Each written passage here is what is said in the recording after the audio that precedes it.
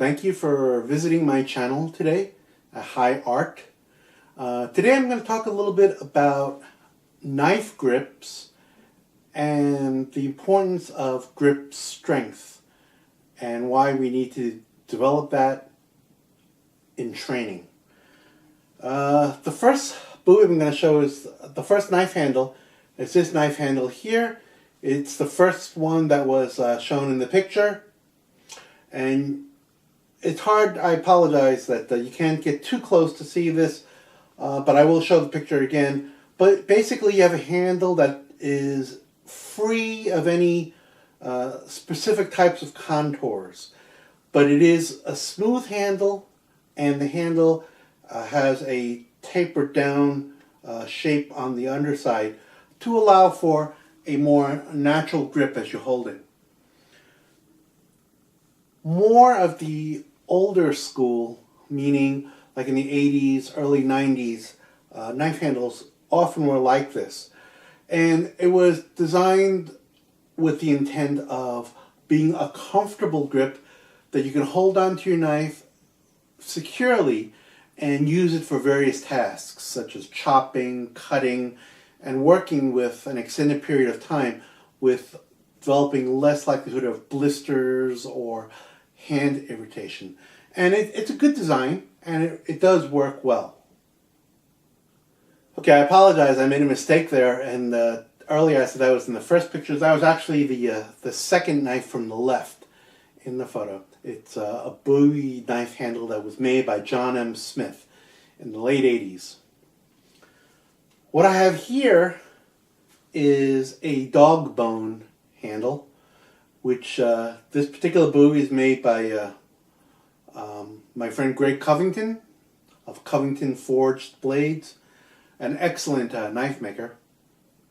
What I love about this particular handle is that it has contours. It has the flat, and it has a contour here just before the top, as well as a contour leading up to the top, and the dog bone gives a solid area that you can grip on as well.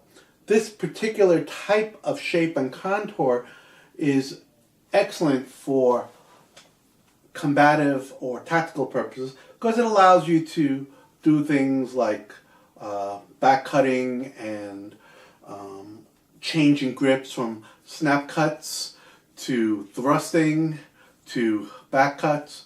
Depending on how you would maneuver the blade, this type of handle personally is one of my favorites. This is a dog bone handle, and it works very, very well.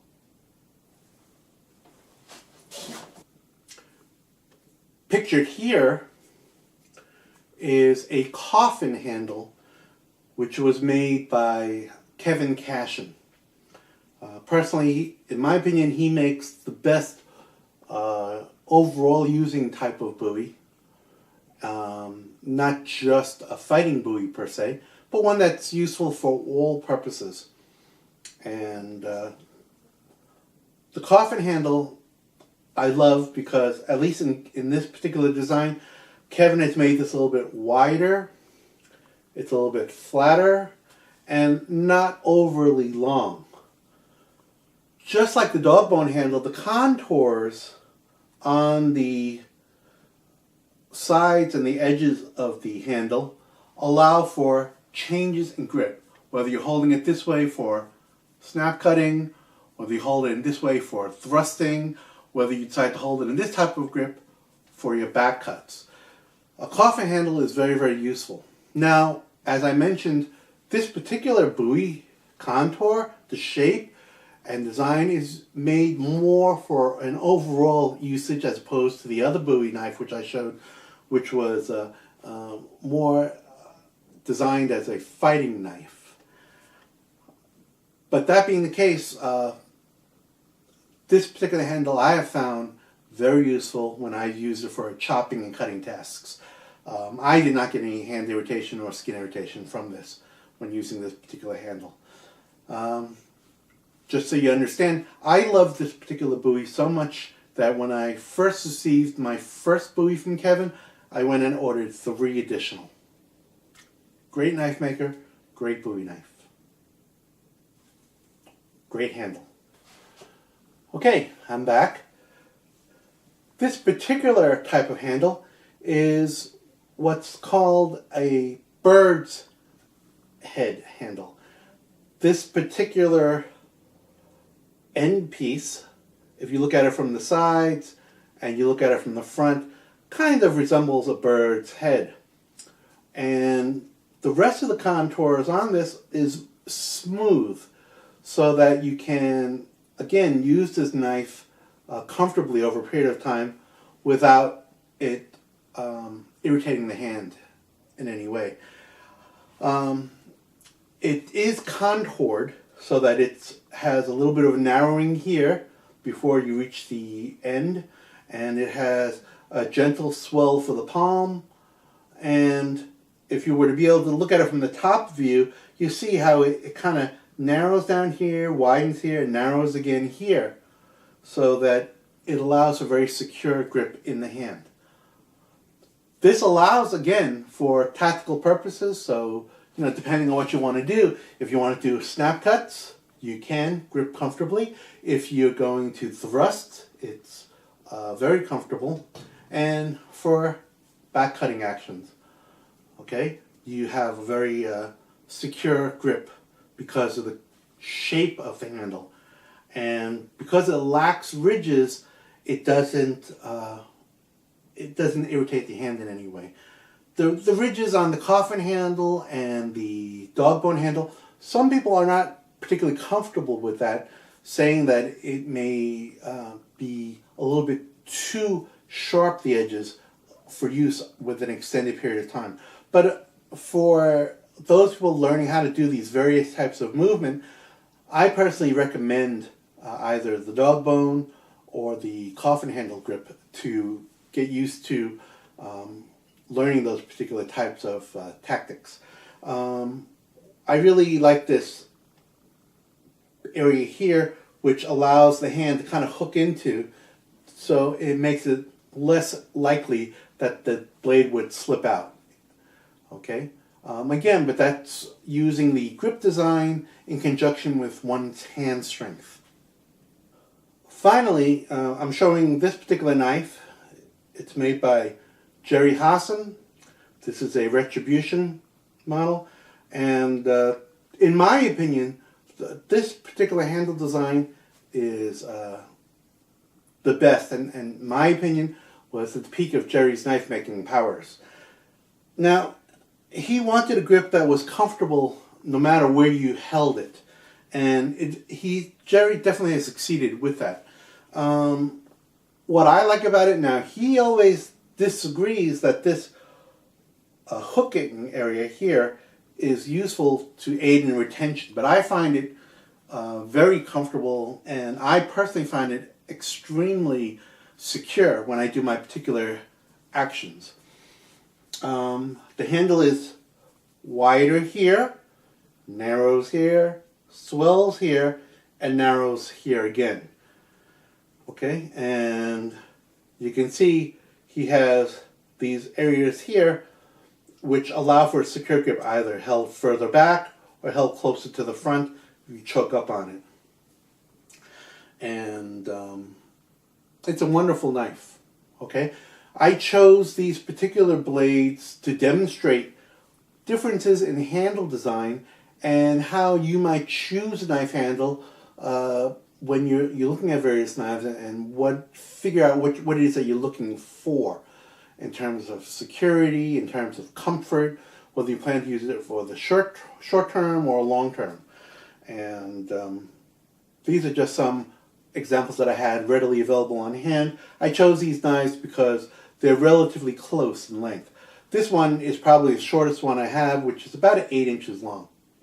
Okay, but with this blade made by Jerry, I can comfortably do back cuts, I can comfortably do snap cuts, and I can comfortably thrust. Okay, and yes, you'll forgive me, but the angle's a little wrong, I know, on the thrust and stuff, but it's just because I'm just the way I'm positioned on the camera. Okay, so hopefully you see and hopefully this will help you develop some understanding of why you have different types of knife handle design and how you might choose knives accordingly. Now I'm going to talk a little bit about the necessity for having good grip strength when you talk about training with large knives. This also works for small knives as well, but especially with large knives.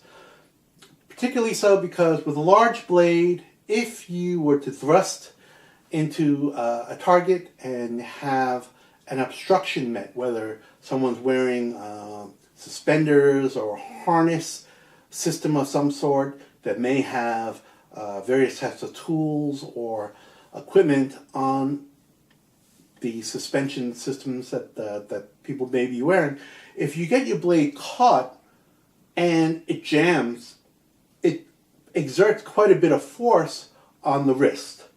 And if you don't have a good grip, obviously, you can lose your blade upon impact. In addition, when people are trained and have skills, they may try to disarm you. They may hit the hand, they may hit the blade, they may hit the back of the knife. There are different areas that you can attack when you're on the defensive to try to disarm someone or try to dislodge the blade from someone's grip. So if you don't have a good grip, it's very easy to lose the blade. So having good grip strength lessens the likelihood of that.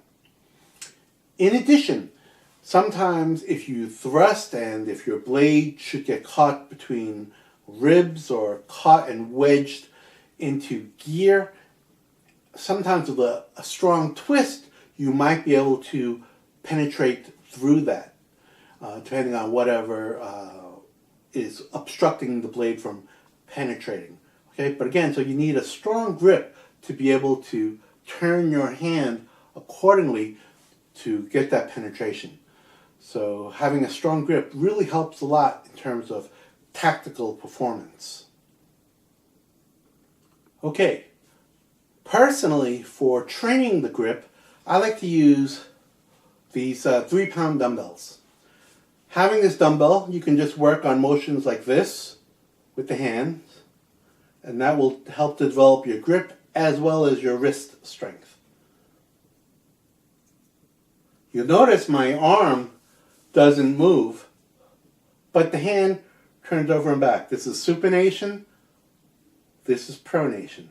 And I don't lose grip. I maintain full contact there as I turn my hand over and back. Okay? That's one exercise. The other one I like to do is to, if you see here where I'm holding my Indian club here, and again you can see my fingers are loose. From here, look, I have the thumb and first finger. I'll pinch that up. Now the thumb and 2 fingers, thumb and 3 fingers, and thumb and all the fingers.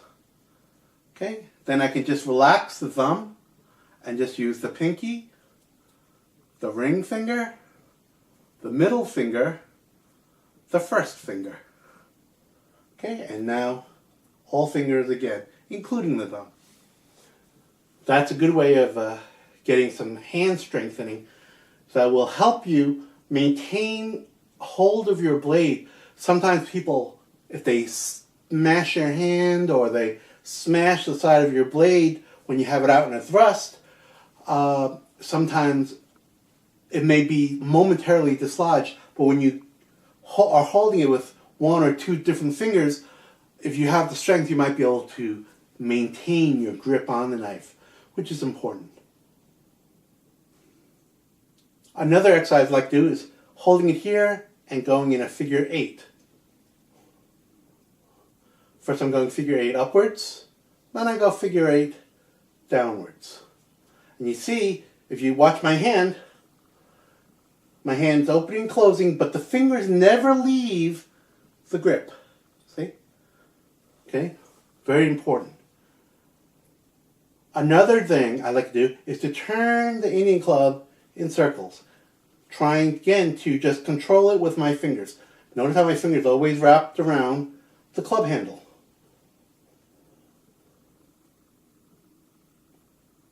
Okay?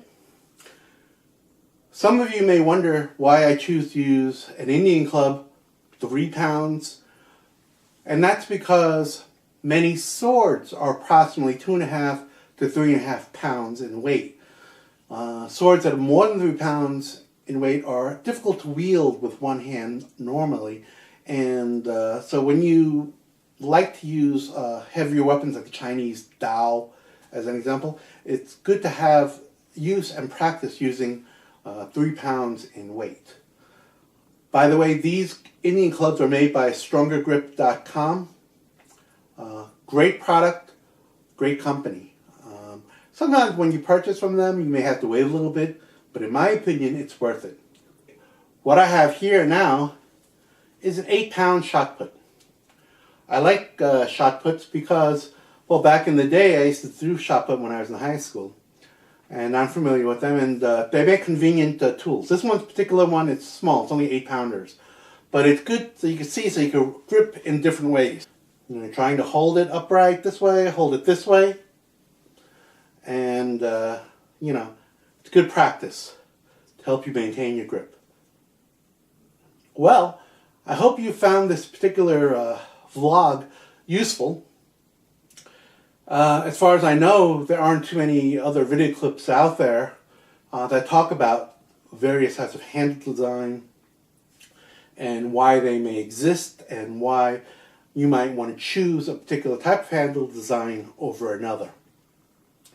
And while some people may generally talk about the need for grip strength, I've given you some examples as to why it's important to have good grip strength when you're dealing with large blades. Also, when you have good grip strength, I forgot to mention, when someone is trying to disarm your blade, when you're holding it, and you're struggling to maintain your weapon, again, having a good grip is very important. I hope you found this clip useful. Please, if you enjoyed my channel, subscribe. And if you have any questions, concerns, comments, please leave them below. Okay?